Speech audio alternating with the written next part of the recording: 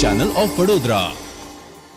MS યુનિવર્સિટીની technology faculty ખાતે પાટલા ઘો નીકળતા તેનું રેસ્ક્યુ કરવામાં આવ્યું હતું।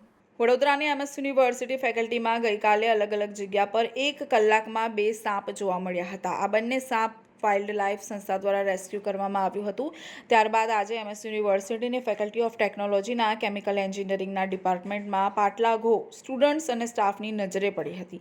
ફેકલ્ટીના સંચાલકો દ્વારા પાટલા ઘોનું રેસ્ક્યુ કરવા માટે વાઇલ્ડ લાઇફ રેસ્ક્યુ ટ્રસ્ટના અરવિંદ પવારને જણાવવામાં આવ્યું હતું, જેથી વાઇલ્ડ લાઇફ રેસ્ક્યુ ટ્રસ્ટના સક્રિય કાર્યકર્તાઓ અને MS યુનિવર્સિટીમાં સિક્યોરિટીમાં ફરજ બજાવતા હાર્દિક પવારે 3 ફૂટ લાંબો પાટલા ઘોને ઝડપી પાડ્યા હતા।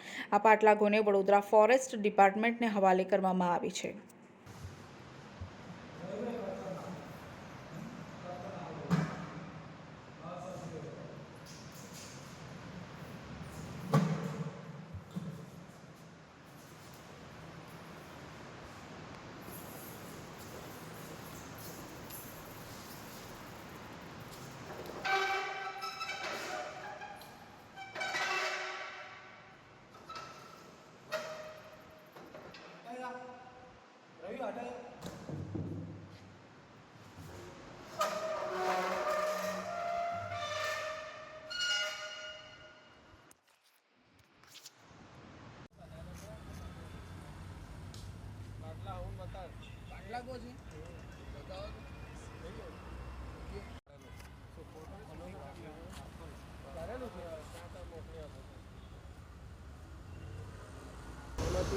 વાઇલ્ડ લાઇફ રેસ્ક્યુ ટ્રસ્ટના પ્રેસિડેન્ટ અરવિંદ પવારની ઉપર ટેકનોલોજી જે કોલેજ જે છે એન્જિનિયરિંગ એમાં કોલ આવ્યો હતો કે અમારી લેબોરેટરીની અંદર લેબની અંદર એક મહાકાય પાટલાગો ઘૂસી ગયેલ છે। સ્થળની ઉપર કોલ કરતાની સાથે હું ત્યાં જોયું તો એક પાટલાગો તે લેબની અંદર ફસાઈ ગઈ હતી।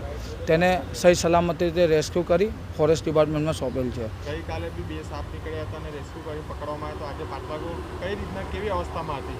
પાટલાગો લેબની અંદર એવી રીતે ફસાયેલી હતી જે રીતે કે તે કોઈ રીતે પણ અંદર જવાય એવું બી નહોતું, અને જે રેસ્ક્યુ કરવા માટે તે બધા સાધનો એવા હતા કે ખસેડીને બી એને રેસ્ક્યુ કરવી પડી।